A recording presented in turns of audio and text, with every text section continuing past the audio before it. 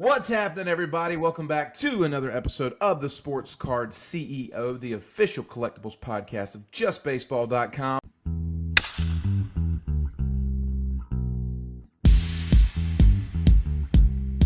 The boys are in the house with none other than Aram Leighton. Aram, glad to have you on today's podcast again. Boys, good to see you as well. What's up, Ham? Howdy. How we doing? Rocking and rolling. Beautiful. It is a beautiful July 1st as we're recording this. Summer is Happy officially Bobby here. Bonilla Day. Yes, baby. To all those who celebrate. 1.17 million. That's a nice little annuity. Yeah. Yes, it is. Yes, Kind of it sounds is. like Gary's card sales. Just a rolling annuity. I wish. We love it. Well, boys, we are glad to be back with everybody. Thank y'all so much for listening to the podcast and continuing to leave your comments, feedback, thoughts, etc.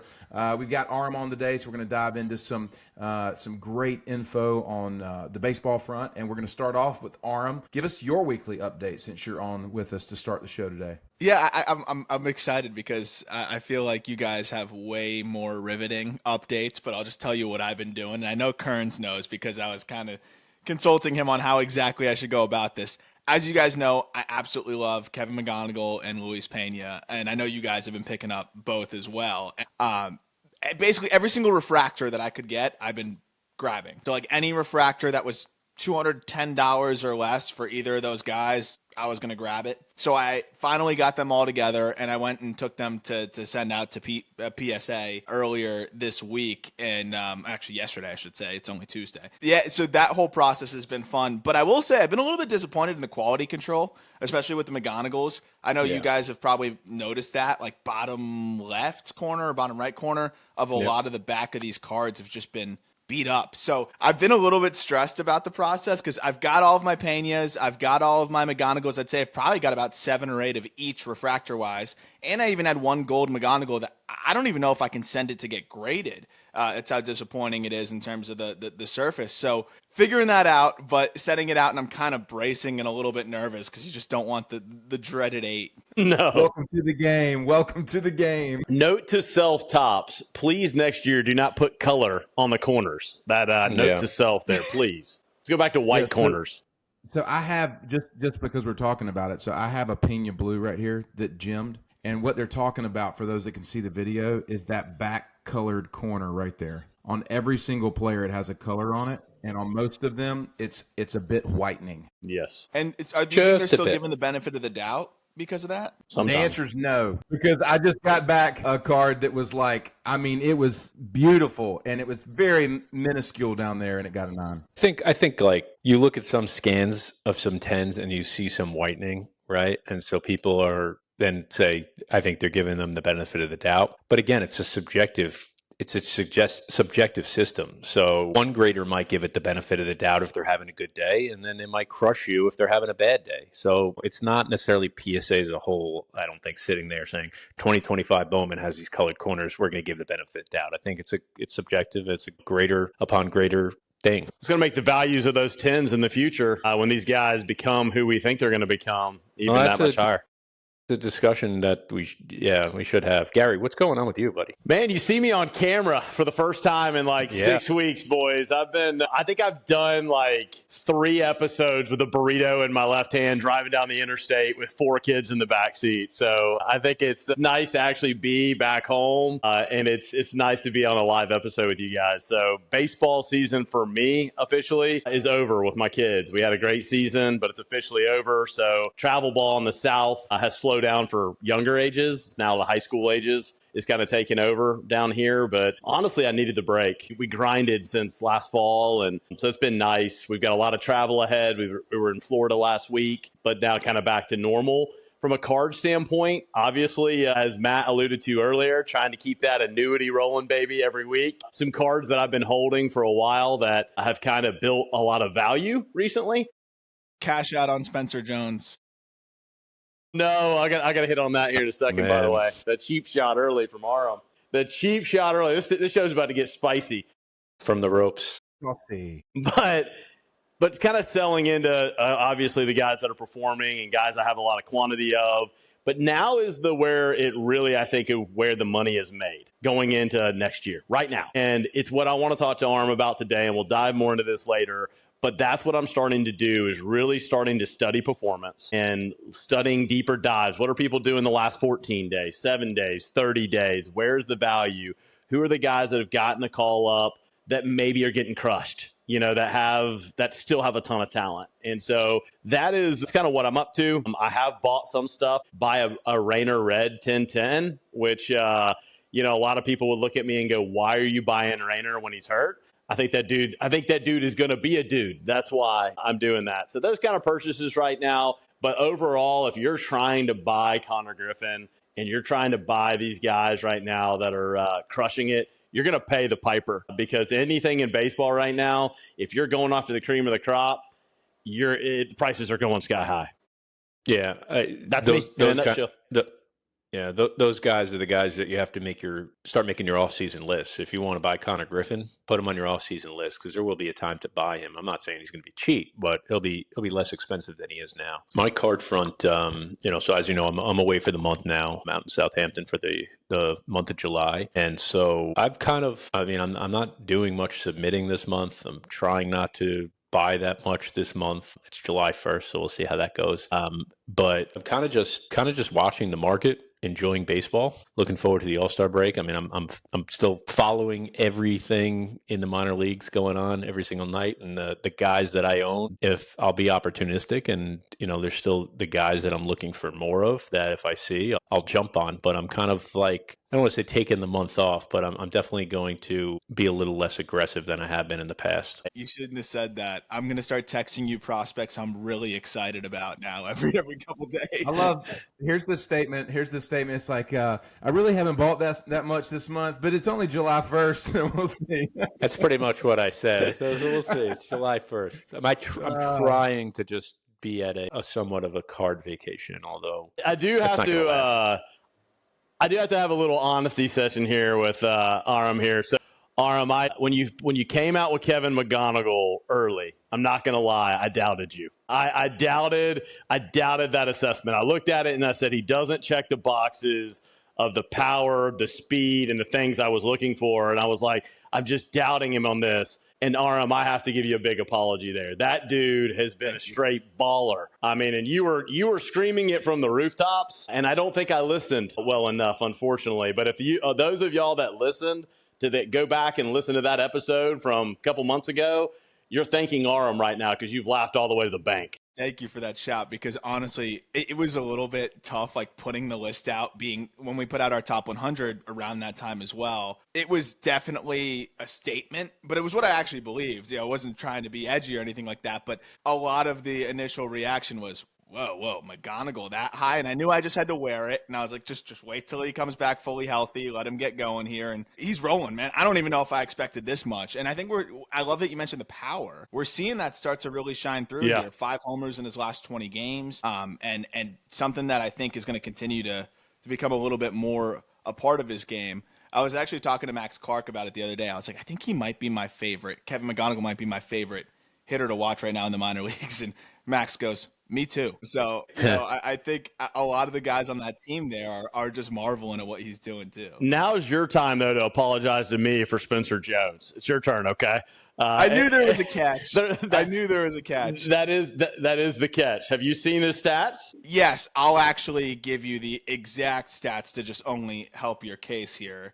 In the last 30 games, he's hitting 309, 406, 636. With 1,043 OPS. You know who else did that in their last 36 games in the minor leagues? Joey Gallo. I will say, though, Gary, like, it might be a good time to get out when he gets called up. And this is out of love for you. I think he's finding a way to slug a little bit more consistently, 10 homers in that span. But it's a 55% contact rate in that span still as well. So he's getting a lot out of the contact, but man, I don't know. Aram, when you're 7'2", 325, shredded like Spencer Jones, you're going to get a lot out of the contact.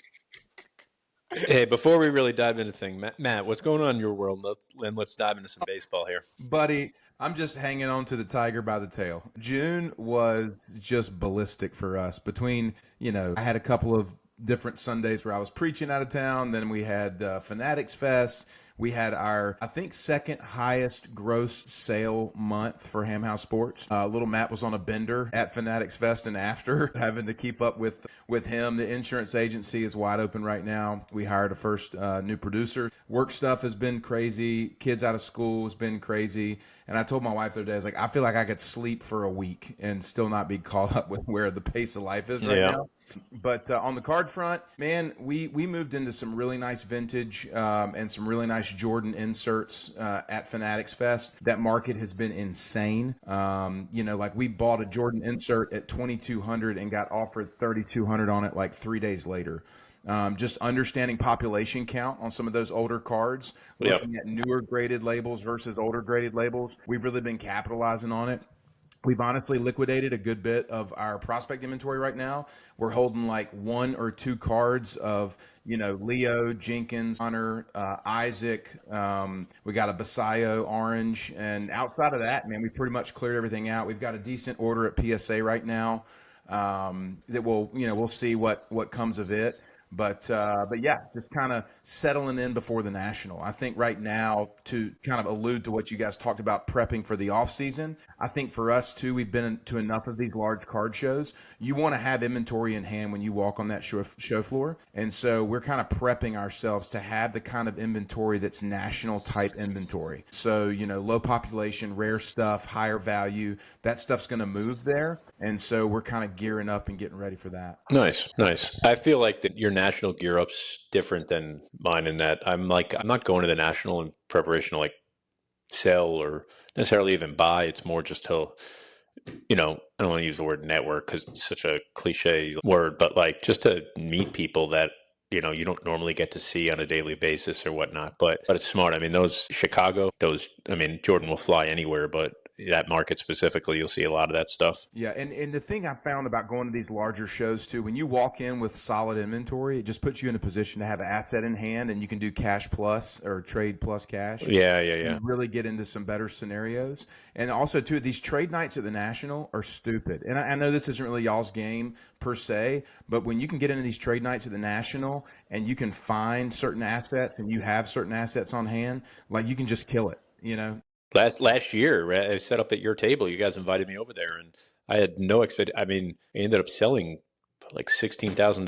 worth of inventory that I did not plan to move, and it just happened. And so again, I was floored. That's a strategy. Yeah. That's a strategy for us. But I'm really looking forward to actually being with you guys here soon because we've done this show, and I think there's so much camaraderie that we've built, and like when we get together, it's going to be magical. So I can't wait the magic moment of the collaboration.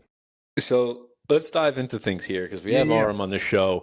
I think the biggest thing for the Bowman world right now, not the biggest thing, but one of the topics that I want to discuss right now is the pitchers market in particular and how the pitchers market has just absolutely exploded. And I think it started with Skeens and then it made its way to Chase Burns and now it's made its way to Jacob Misiorowski. And Jacob Misiorowski's, what's happening with his market is just absolutely insane. And Gary, I know you own a lot of Jacob Misiorowski. You bought some a long time ago. I mean, I think the pitcher's market is back. I think it's back, right? Like the prices, what are Jacob Misiorowski's golds and oranges selling for? Like I think I saw a red wave sell for like 20 grand or more. Yeah. So in the last week, it exploded. It kind of was ticking up, but it exploded in the last week because now it became Paul Skeens versus Jacob Misiorowski. Right? Everything you see, that's the comparisons that people are seeing. I think the red wave, like you said, did close to 20.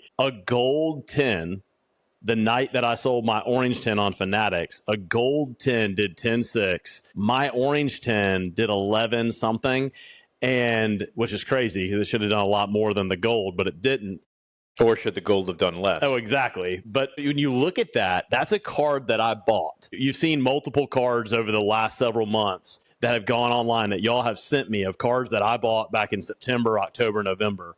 and it'll show what the price was then and what it is now. That card I paid $444 for. So we talk about it all the time on the show, like different price points and what people can afford to do. And what if you had been buying blues for $50, you would be absolutely rolling in the dough right now with those. And so I feel like when you have conviction on somebody, that's where, like you said, Aram, earlier, what you're doing with the refractors is brilliant because you have conviction. If those two guys hit, which they are hitting right now, but if they continue to hit, they get to Connor Griffin levels and beyond to where Churio and all these other guys were, I mean, you're going to be 5, 6, 7, 8Xing easy on those guys. The thing real quick about pitchers, like what's interesting about pitchers is pitchers are guys that you can literally 30, 40, 50X on. That's what, Yeah, but at the same time, pitchers are guys that you can literally see go to zero immediately. Yes. And so to give the topic of this conversation, I just sat here and I thought about who are the greatest pitchers that we could rattle off real quick. Okay, so Nolan Ryan, Sandy Koufax, Clayton Kershaw, Roger Clemens, Greg Maddux, Pedro, Bob Gibson, and Randy Johnson. Roy Halladay. Those are just, what do you say? Roy Halladay. So there's 8 or 10 guys. Dude, their cards don't trade astronomically high. And so it's interesting to me because you have these iconic pitchers that don't necessarily trade super high.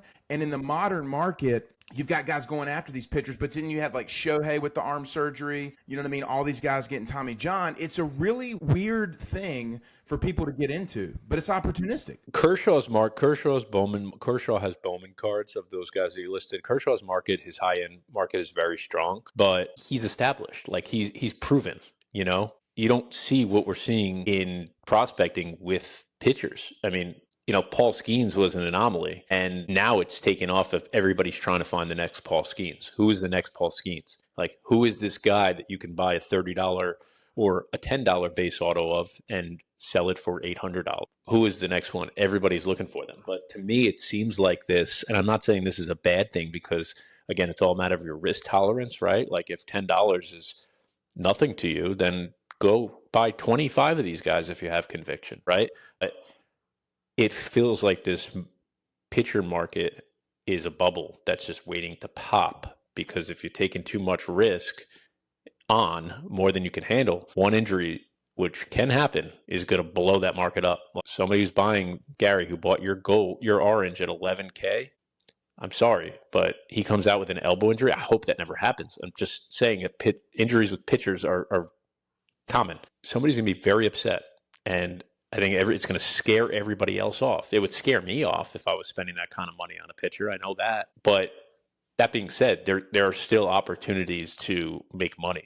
So I guess my question to Aram is, what guys do you see right now? Like, what are your thoughts on this? And what guys do you see that are these next market explode guys? It's so fascinating because before I even answer that, Ham got me thinking of like, okay, who are the other guys that could fit that bill? And it's kind of this weird tweener aspect because you could talk about the position players too. I think we did last episode where it's like these guys should be trading way higher, but they're not because it was kind of pre-Bowman or like just before Bowman really was rolling. So it's this weird in between aspect. And then with pitchers, I think for you to really have the value, you have to accumulate for so long. You know, you have to have those just absolutely ridiculous career milestones as Kershaw approaches 3,000 strikeouts. But like, what is a Verlander trading at? Or how about a Chris Sale? Like, I'm curious about those guys as well, because those are guys that I think are some of the best of our generation. And I do think that maybe the barrier to achieve Cooperstown for pitchers may be lowered in terms of the statistical thresholds that we look at. So then does the barrier to become that next chase pitcher become a little bit lower? Like a Felix Hernandez just doesn't quite have enough, runs out of gas at mid-30s, and he's not going to be in the Hall now. That's a guy that I'm sure a lot of people would have loved to grab his cards because at his peak he was as good as anybody. So that part is really fascinating to me. If maybe we change the way that we actually look at these pitchers as well, because no one's winning 300 games, man. Like, it's just never going to happen. The game's change. Well, let's address this. I mean, you brought the point up. So right now I'm looking at a 9.5 Chris Sale gold first Bowman auto. And this is December of 24. It doesn't sell that much because people hold it. Guess what it did? $1,200. For sale? $650. What do you think Kershaw's did? Same time frame, same card. 10 grand. 7,000. So here's the deal. You got Kershaw at 7K, you got Sale at 700, and somebody's chasing Mizorowski at 10K. Like, to your point, Kern, like, this doesn't add up. It doesn't make sense. And so people who are buying this, in my opinion, are buying hype. They're not buying the market. It doesn't add up. It's just a dangerous game to play. You can make money on it, but you better be lightning fast. Well, look, it's the same game that we're playing with bats, right? But there's a much higher risk to it, in my opinion, with injury. You know, it's just a much higher risk with injury. It all comes back to injury with me for pitchers. I honestly, to answer your question. Oh, sorry, go ahead. I was just going to say, I honestly think, to your point, Kern, I think that's where the whole market is, to be honest. This whole thing that's going on in pitching is going on in hitting. It's going on in the cross. This whole market right now, the reality is that we're all searching for that guy that can pop off, right? And and I sat here and I wondered as we're having this conversation, like, why is this happening? The number one best thing, and it should be all of our best friends, is repackers. Because you know what they want to have in their repack? They want to have hot product. They want to have new product. They want to have liquid hot product. And that is what's built this card market in baseball to be so incredibly hot. People downtrot the repacker. The repacker is building the game, has built this game to be what it is now. And the reality is the prospector, okay, who is us, who is sitting here and going, hey, I see value in this player. They are the ones that are allowing us to hit the eject button. It's not some Jacob Mizorowski super collector that just started to collect today. It was somebody that's going, hey, I'm getting in. I've got $11,000. I want to see if I can make $2,000 on this $11,000. That's really what the game is. And then the unlucky bastard that is holding the potato at the end of this is the one that's going to go, shit, I paid 13 grand. It's worth 6 a week later. And that's the reality of the game. You got to know when to buy the potato, when to hold the potato, and when to sell the potato. Because if you're holding that hot MFer, you're going down with it, okay? That's just, it's just reality. It's like a game of musical chairs, you know? Yes. And who's going to get stuck when the music stops without that chair? But like, do you want to speculate at low A and get in on a player that could have major upside? Because then I look at a Cam Caminiti, who I love with the Braves, love the way that he throws the ball, man. He's got a great splitter. He's only 18 years old. That organization is going to push him quickly. But at the same time, a lot more time for things to go wrong physically.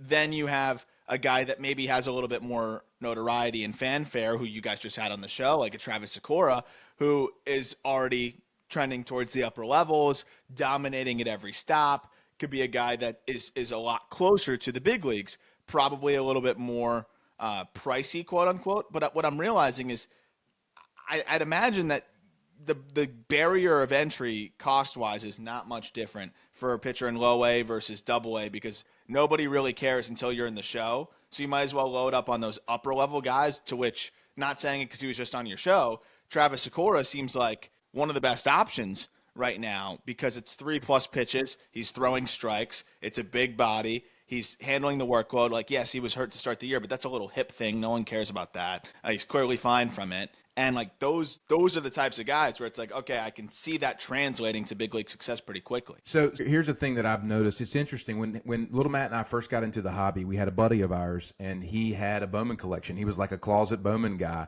and he was coming out of the 2018 to 2020 range. So he had a lot of Adley. He had a lot of Wander. He had a lot of Julio. He had a lot of these guys. But you know who else he had in there a lot of? He had Tariq Skubal.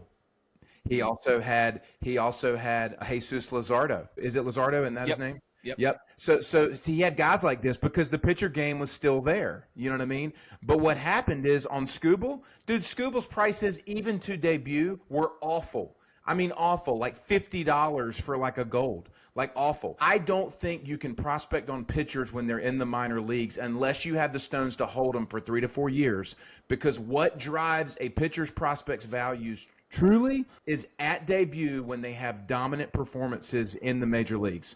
And if you're going to buy them out of the product, like all these pitchers, first-round draft picks, whatever, plan to hold them for 2 to 3 years, because that's how long they're going to be in the minor leagues. And weather the storm on arm surgeries or whatever. Look at Andrew Painter, perfect example, right?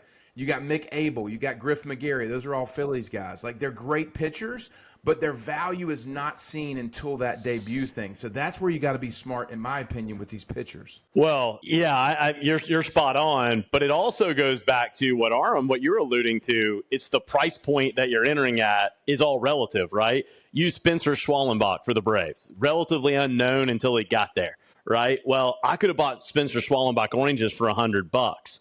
They're probably $1,000 today, right? That's still a 10x return.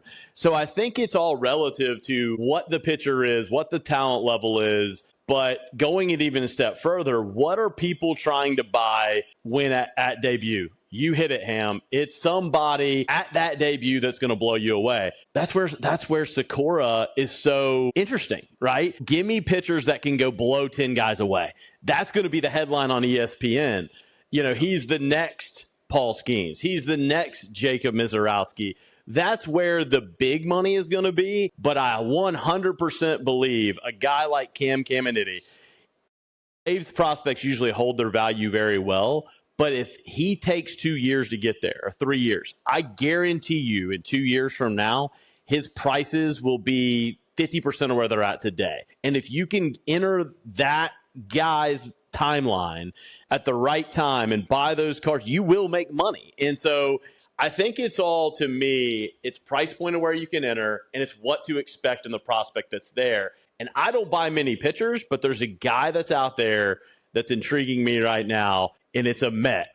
It's that Jonah Tong or Tang or whatever his name is. And I didn't know anything about this guy a month and a half ago, but the strikeout rate is incredible. What's your feeling on that guy? Oh my gosh. I mean, so he kind of embodies this whole conversation though, right? Where like he could, and I think there's a intrigue and virality aspect of pitchers. You have Pitching Ninja who, like, I mean, he's got 250,000, maybe he's probably got actually over 1 million. I have no idea, but he gets millions and millions of views every single day posting the clips of how nasty pitchers are. And you get these starts where guys just take over. And if they have a unique aspect to them, Mizorowski, I think a big reason why, of course, he's having an all-time debut, but a big reason why he's been so popular is it's kind of funky and weird and fun. And that's exactly what Jonah Tong is. He throws a little bit like Tim Lincecum, and except the fastball's 95 miles an hour with elite rides, so the whiff numbers are crazy on that. His changeup is unbelievable as well,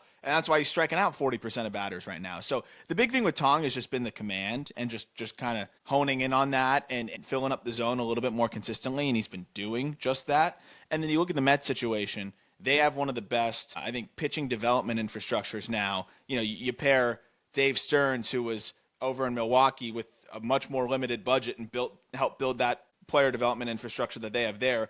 You bring him to New York and you give him Uncle Stevie's pocketbook there. It's going to open up a lot of opportunity, and I think you're seeing why these pitchers are making leaps. The thing with Tong, though, is he could get up there and he could battle some command issues, and he could be held back by that. Or he could get up there and because of the whiff numbers that he has, he could absolutely overwhelm major league hitters. So that could be another guy that I wouldn't be surprised at all to see him get off to that ridiculous start to his big league career. And at just 22 years old, that's definitely a fun arm to target here. And a guy that I know the Mets are going to be buyers, I'd imagine that's not a guy they want to trade. Aram, do you see it's going to be like a headline deal. So there'd still be intrigue, I think.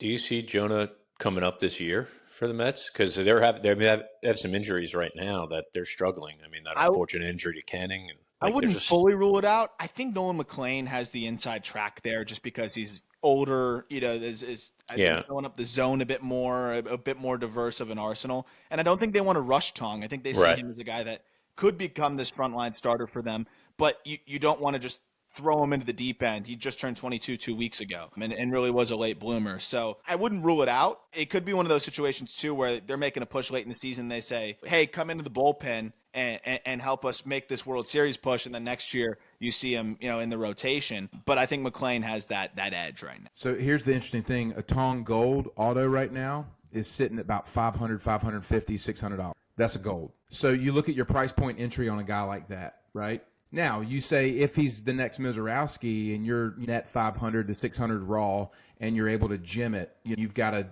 20x potential there. When in reality, though, you can go get but the problem is the time frame of delivery there, right? But then you go and you get like a Luis Pena. You could get a Pena Blue for a similar price structure. And the question is there's probably a quicker turnaround there. So I think with pitchers, you have a longer delivery window. And with a guy like this, you already have such a high price point. Gary, what you said earlier about your price of entry, I think that's the only thing that makes pitchers make sense. It has to be a price of entry. If I'm paying $500 to $1,000 for a pitcher, I am nervous. Well, yeah. I think the other thing too, and we got to come back and circle back to this, what Aram said earlier, because this show is so much, we talk about short-term holds, right? We talk about short-term selling, short-term holds. There's some long-term hold for us is 18 months, right? In the Bowman game, that's holding it a long time in Bowman. Go back to the Justin Verlander conversation. Go back to the Chris Sale conversation.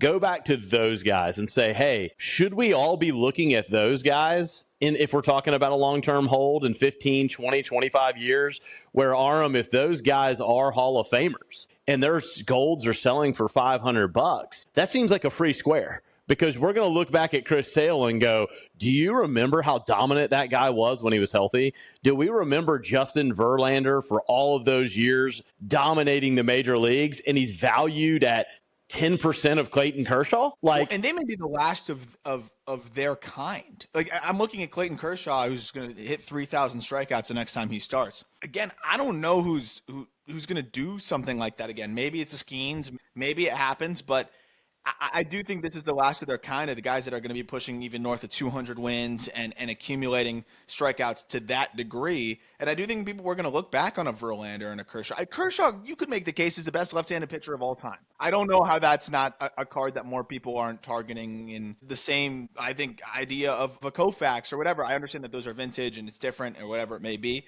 But I am even surprised by the Kershaw market to a degree. Dude, look at Mad Max Scherzer. I mean, nobody talks about Max Scherzer, right? Hall of Famer. Dude, he's a freaking stud, and he goes for nothing.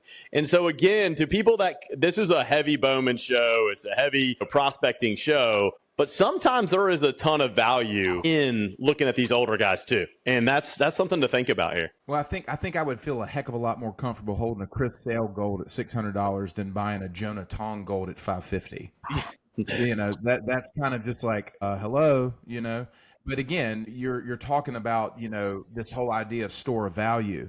Like if you're taking $500 and you're going to go put it in the stock market or you're going to put it in a store of value, that's one thing. If you're trying to grab something real quick and, turn it in a month or 2 months or 6 months versus 2 years, I mean, it all has to play to the strategy. So building on that, just to I'll throw some names and levels at you guys to answer Eric's question of just some of the pitchers that, again, I would just be looking at as, hey, guys, these are guys that I'm excited about that I think can be making a leap, or just become very, very relevant in the next year or so. I mentioned Caminiti and Sakura. I think those two guys are among the top of the list. Jackson Wiggins with the Cubs is another guy. Yep. 6'7", righty, just already got the TJ, so you hope it's done there. And he has just been throwing the crap out of the ball in the Cubs organization. He can touch 100. I look at Ryan Sloan with the Mariners. That's going to be more of a waiting game, high school guy that they just took that I think is interesting, though. The guy that I really have been paying attention to as well is Trey Savage with the Blue Jays, because I like to look at the situations, too. We're seeing arms that are college arms that are just very good are getting fast-tracked, right? I mean, Chase Burns barely threw in the minor leagues. Paul Skeens, it was almost like the minor leagues was really bullpens for him to build up to get ready to go.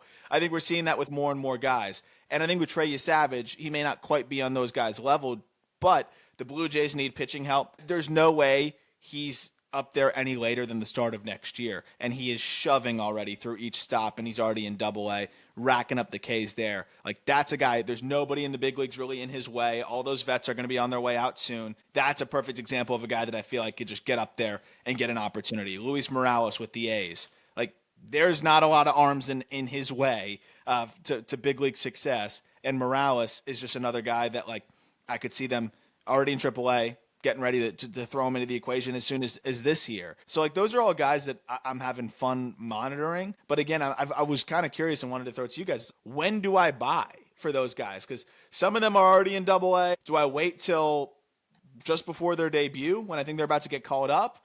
Or am I buying a Ryan Sloan in low A right now because I know that nobody really cares, but I know he's going to be really, really good? Kern, what are your thoughts on that? To me, I don't think it matters as long as you're not doing it too close to call up. Like, day before call up, like before it's announced. Buy now when nobody's paying attention. Yeah.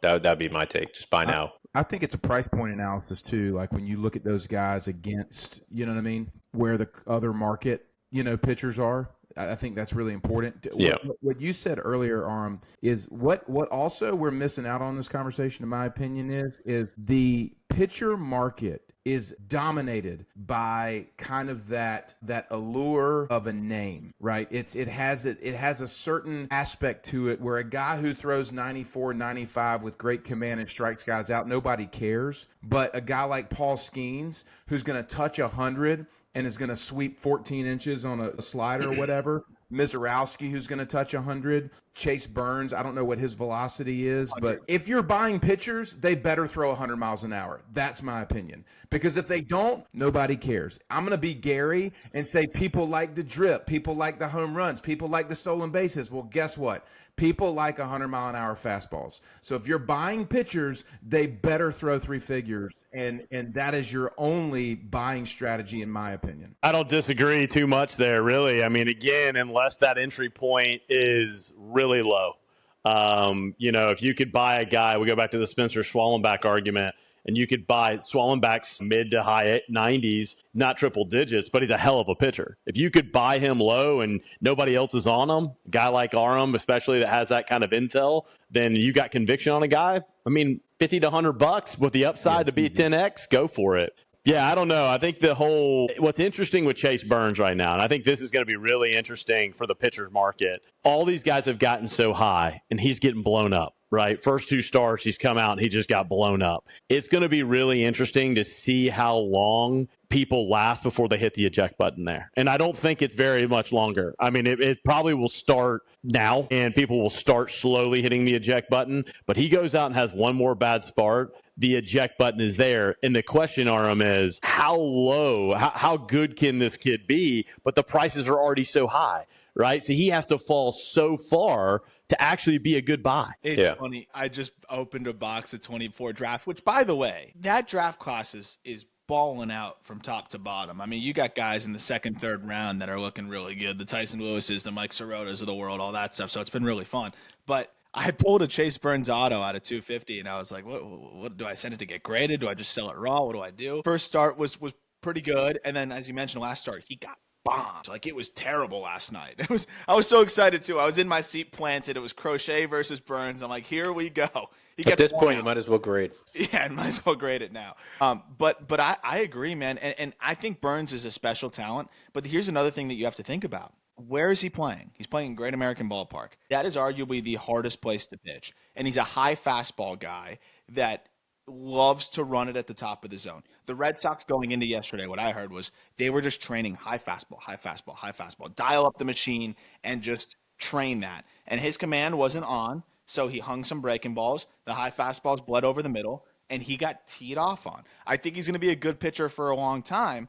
But if he's a 3.5 guy, ERA-wise, no one cares. Yeah. Nobody cares. No one cares. And he could be a great arm, right? Like, he could be 3.5 ERA, striking out a ton of guys. The Reds are over the moon. They wouldn't even redo their number 2 overall pick because it's a hard place to pitch, and he's having a great career.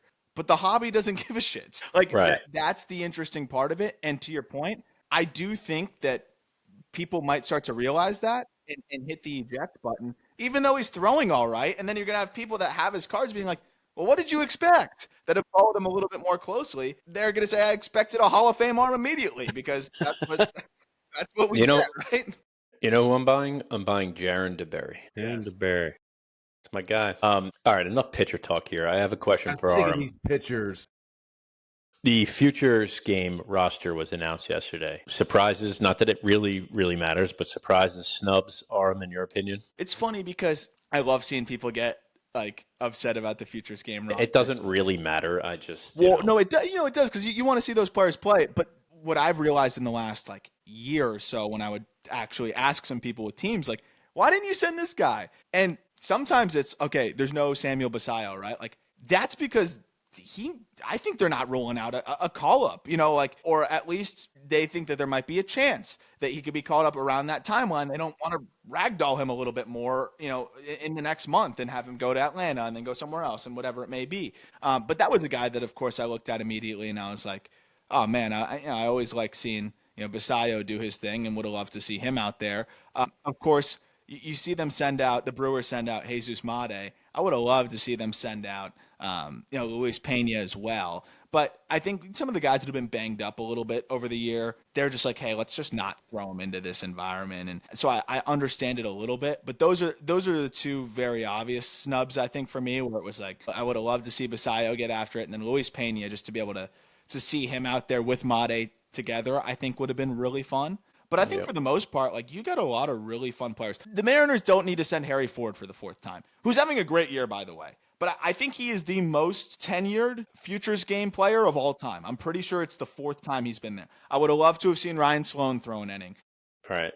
I know they have a couple guys that are hurt, but I would have loved to see a couple other guys from that Mariners work. Hey, Michael Arroyo. Harry Ford is doing it for the fourth time. Michael Arroyo should be there. Yes. Yeah.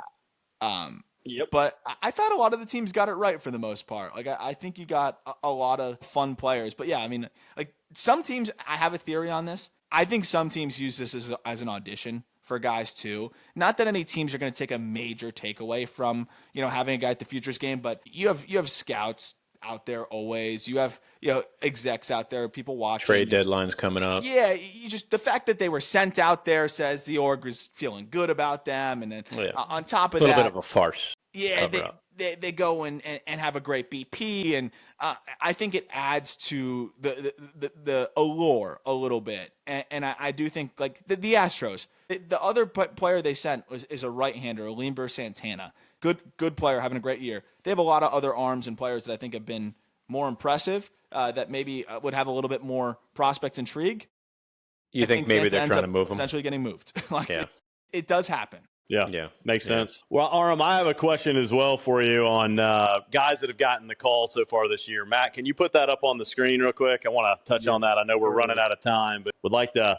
Yeah, we've talked about that a lot this year, that the call up now and the opportunity on prospects, you've got a very small window when they get the call, but then you've got this other time period of when these guys that are really good players become good players. Sometimes it takes a month, sometimes 3, sometimes 6, sometimes it takes a year. So when you see this list and you see batting averages, like you see a guy like Jack Caglione down at 157 right now, since a lot of people spend a lot of money on him, I wanted to get your opinion on that list of players, and also want to get y'all's opinion, Ham and Kern, on this. Who are kind of the favorites here? And if y'all had a bank on, if we had to come up with a group effort here of players that y'all like on this list that are going to take off, who would you choose? So I want to make sure, Kern, hold me accountable from confirmation bias and everything like that, because I think probably the first player that I was bugging him about the most, like, what's a good entry point? What should I do? What's the best way for me to accumulate as many of his cards as possible, was Cam Smith. And Cam Smith, you see him right there hitting 276. He's starting to get into the power more too. But I think it's really, you got to look at the players in their individual situations too. And I think humanize it a little bit as well, especially for rookies making their debuts. Cam Smith was traded for arguably one of the best inarguably one of the best outfielders in Major League Baseball, in Kyle Tucker. And that's a major high pressure trade, right? He only played about 20 minor league games. The Astros acquire him and they say, well, we're not in rebuild mode. We just traded Tucker because we knew we weren't going to re-sign him after this year. We want you to help us now. So Cam Smith's like, all right, I can do that. And then, well, we also got a third baseman in this deal in Isak Paredes, so we actually want you to go play outfield. Well, I've never played outfield, but sounds good to me. I'll try it. Cam Smith not only is playing the outfield for the first time in his life and jumping the minor leagues faster than anybody, essentially, he's playing elite defensive outfield in the corner. Like, elite. He's hitting the ball quite well, and he's getting more and more comfortable as the games progress. So I look at that situation, and I'm like, that guy's only going to get better, and the fact that he's already handling it well is just astounding to me. But then I flip to the bottom side, and I root for all these guys to succeed. But I thought I'd never get an opportunity to pick up some Jack Caglione cards, and I love watching this dude hit. And I think I'm going to now, because people will probably panic and jump ship because they're going to see big dude who is hitting for low average. He's probably not going to have a good hit tool. I think he's fine. It's hard. This game is hard. We were talking about it before we hit record. Also a guy who's learning a new position. He's never played the outfield before, and he's learning it out there, and he's actually holding his own. But you got to adjust to major league pitching while adjusting to a new position, which is also still adjusting to just defense in the major leagues.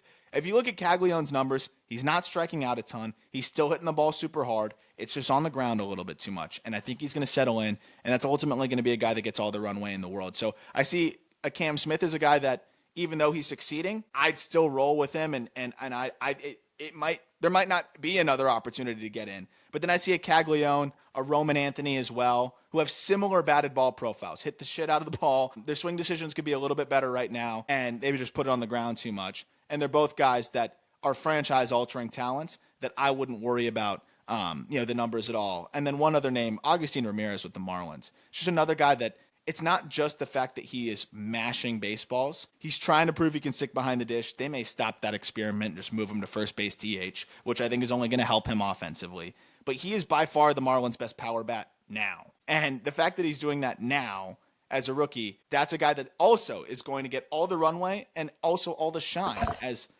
a middle of the order bat for a major league team for a long time, even if it is the Marlins. How about Nick Kurtz? He's another guy. Might be too late. Not too late, but it's only going to get worse because that environment in Sacramento is obviously hitter friendly. Kurtz is a high launch angle, high exit velocity guy that is going to reap the rewards of that environment as much as anybody.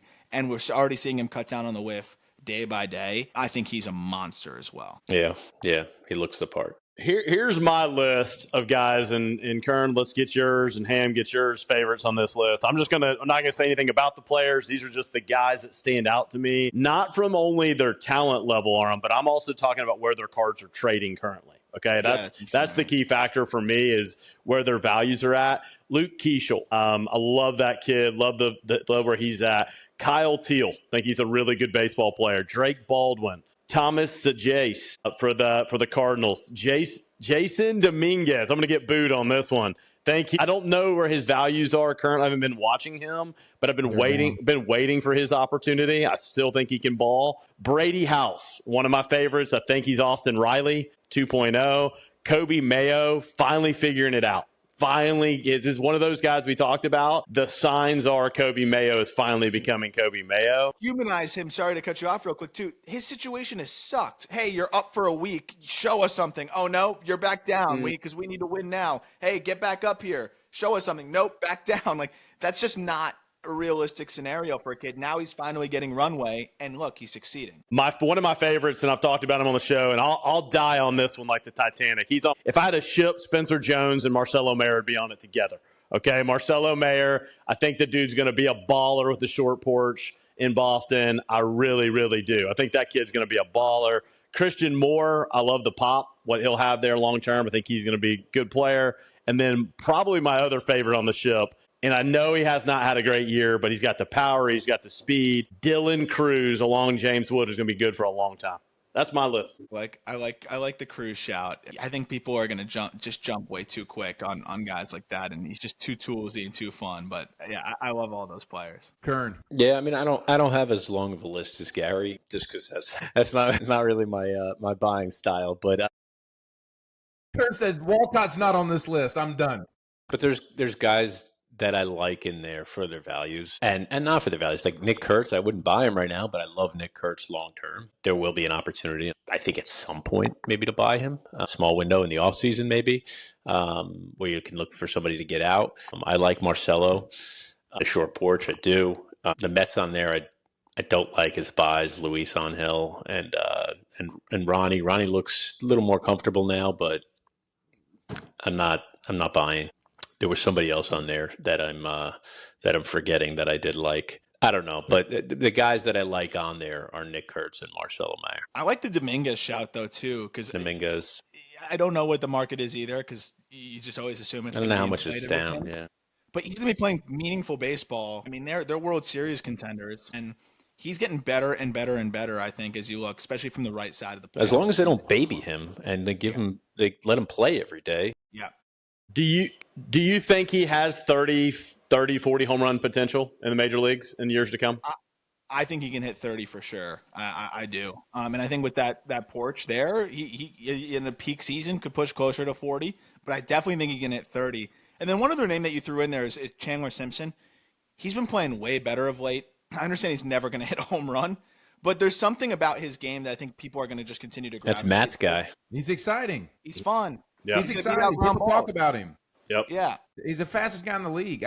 That's the kind of stuff you're looking for. Like, and not to cut you off, I think I love Chandler Simpson, but my thing on this list right here, I don't want any of these guys. I don't. You know who I'm buying?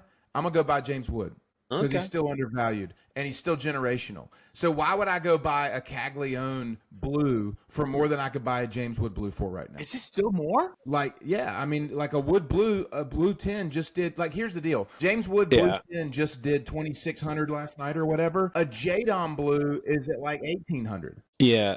So, like, you know what I'm saying? Like, Matt, I feel so much more confident in that hold. Yeah.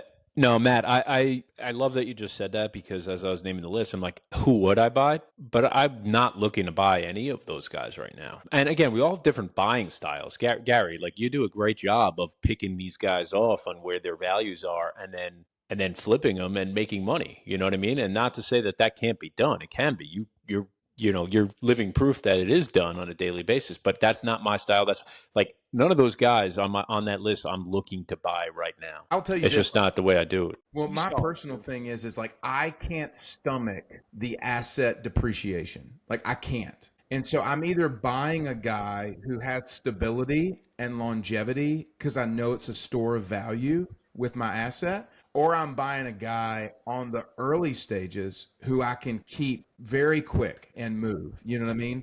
And so that's where, like, I look at, you talk about Churio, you talk about Holiday, you talk about Caminero, you talk about Wood, you talk about some of those guys that are those guys from like 2 years ago. Their values, when their values are better than some of these prospect values, I'm like, I still believe in them more than these guys. You know, so that's where I have the conviction to go, man, I'd much rather now not to go off and buy one card or something like that, but to stock up on a guy.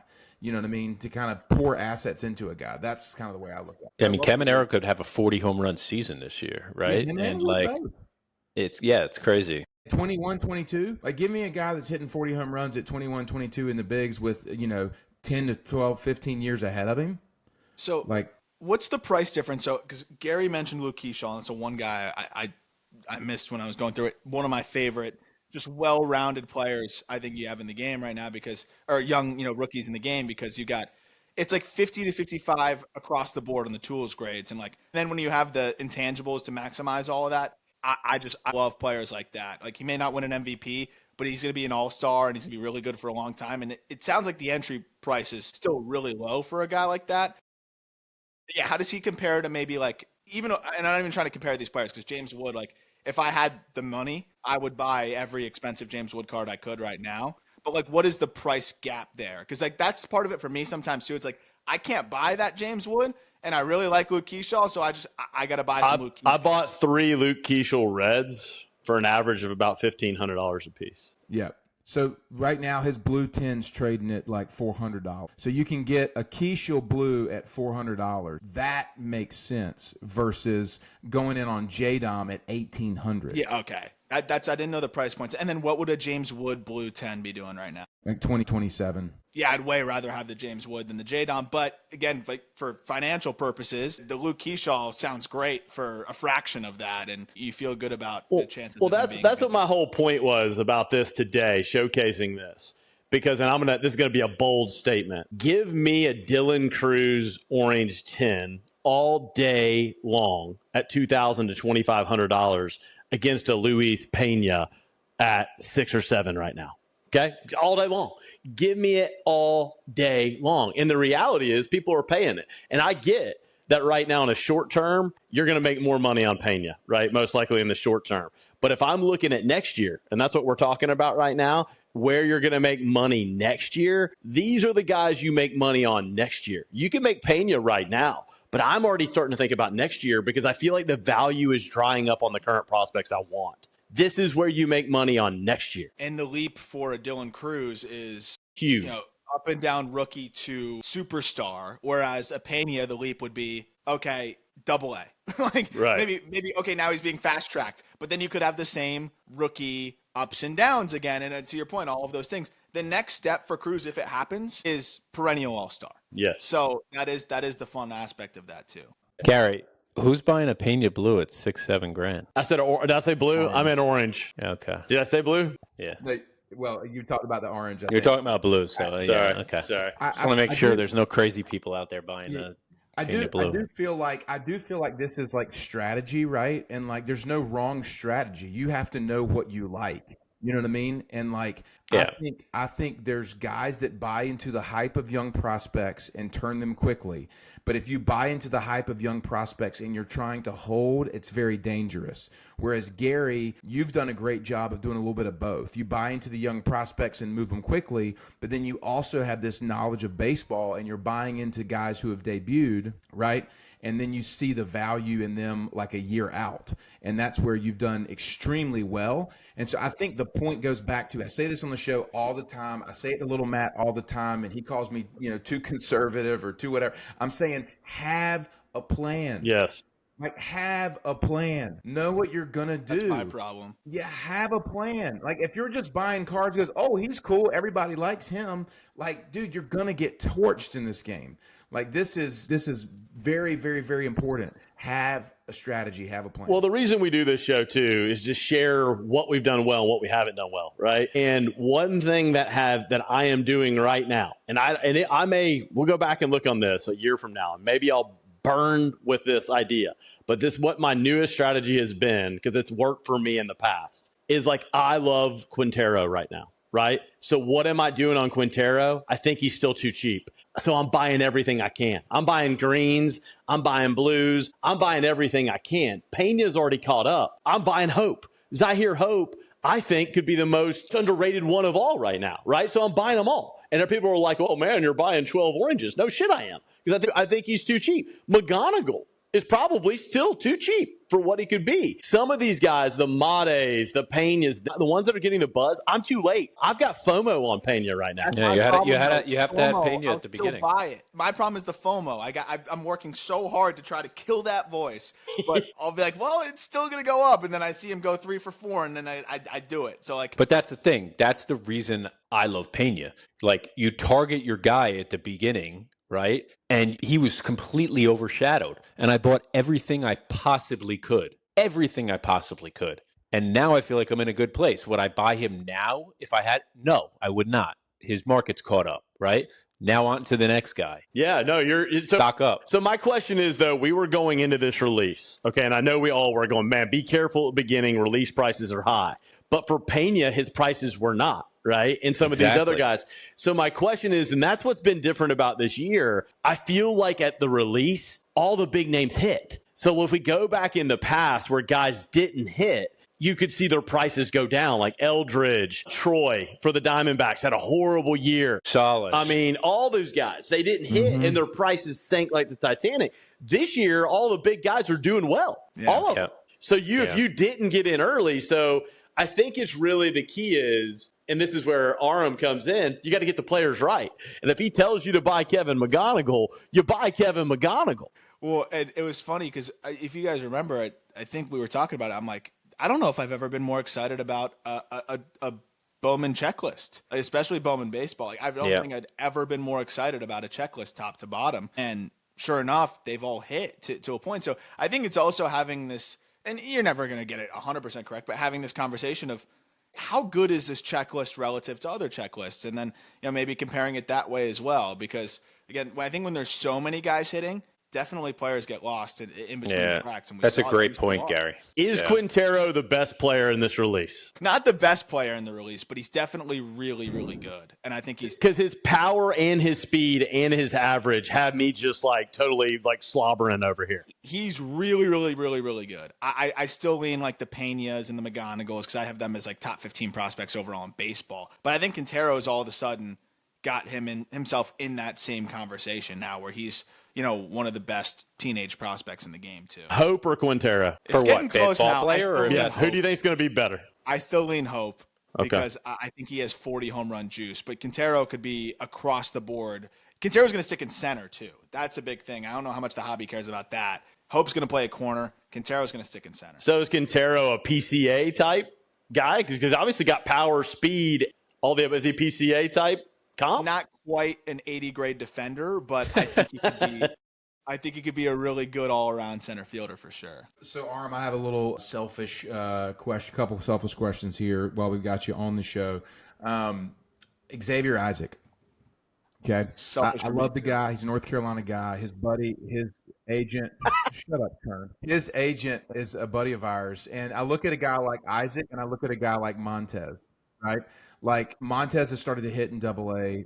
Isaac's hitting in AA. Do you see guys like that rebounding and having, you know what I mean, good pop, or is the ship kind of sailed on guys like Should he sell his car? No, I don't have any. I think Isaac's still got plenty of time. 21 years old. He's battled injuries a ton. I think that's hurt him reps wise. Like even dating back to high school, I think he had a foot issue that wiped out some of his high school career. But I mean, this is some of the best raw power in all of the minor leagues. And I look at the Rays, and they're not nearly the same players. But Caminero was a guy that had some deficiencies, and they helped get him right. And I think with Isaac, 21, I think it's still valid to have some patience because he is the kind of player where you would have that regret if it does work out. Where if it doesn't work out, you'll probably find out sooner rather than later. He'll start really whiffing, and you could still probably get out, before it plummets.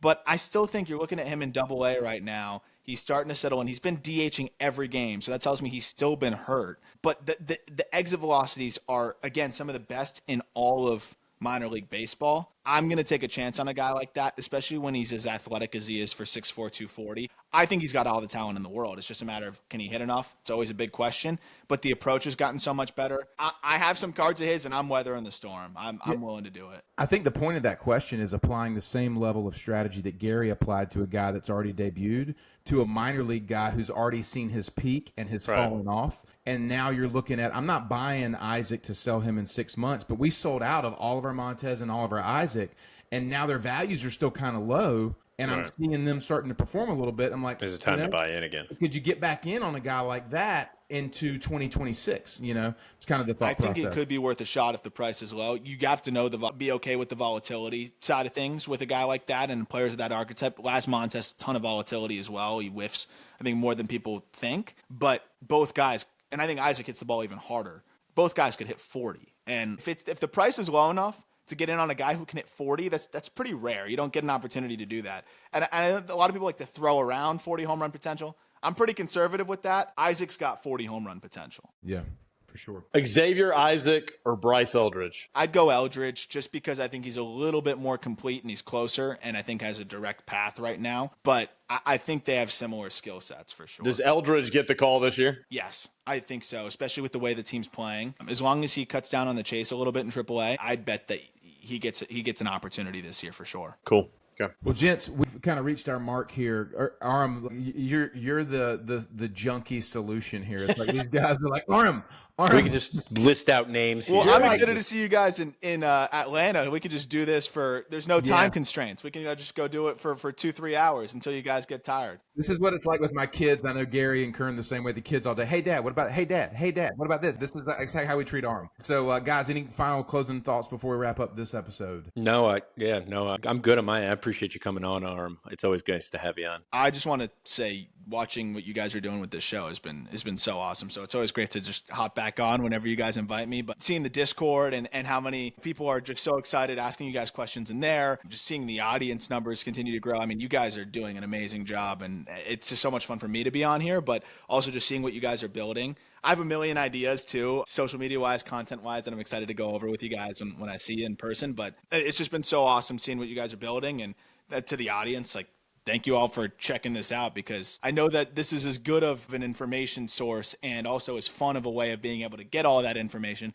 I think, as there is in the hobby right now. It was sorely needed, and you guys are crushing it. Appreciate that. Thank you. Thank you, Aram. Hey, one final thought, and I always like to do this on the send-off, and I feel like an episode like this one, this is the thought of the episode. Football will not stay down forever. Okay, and football has been down the market. And what that means when football gets going again in the next month, and then all the repackers are on football, baseball will have its moment of going down. So start preparing yourself for that now, and start preparing yourself why did we start talking today about next season in the middle of baseball season? Because that's how your mindset has to be working. If you're buying at today's prices and expecting you're selling them in 3 months at the end of the season, be very careful. I was going to say, whoever you're buying now, unless it's a quick flip, be prepared to hold. Yes.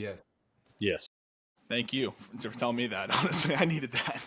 The advice from the sports card CEOs to close out the show. Fellas, as always, thank you guys. Excited about a couple big events here in the near future. We'll be making announcements about that on the next episode. But for those who listen and make this a part of your regular weekly routine, we really appreciate you guys. We've got some listener questions and some feedback that we will dive into probably next episode as well. But as always, 888-POD-CEOs, 888-POD-CEOS for your voicemails. You can hit us up on Instagram with your questions as well. But thank you guys so much for listening and be a part of the Sports Card CEO and Just Baseball community.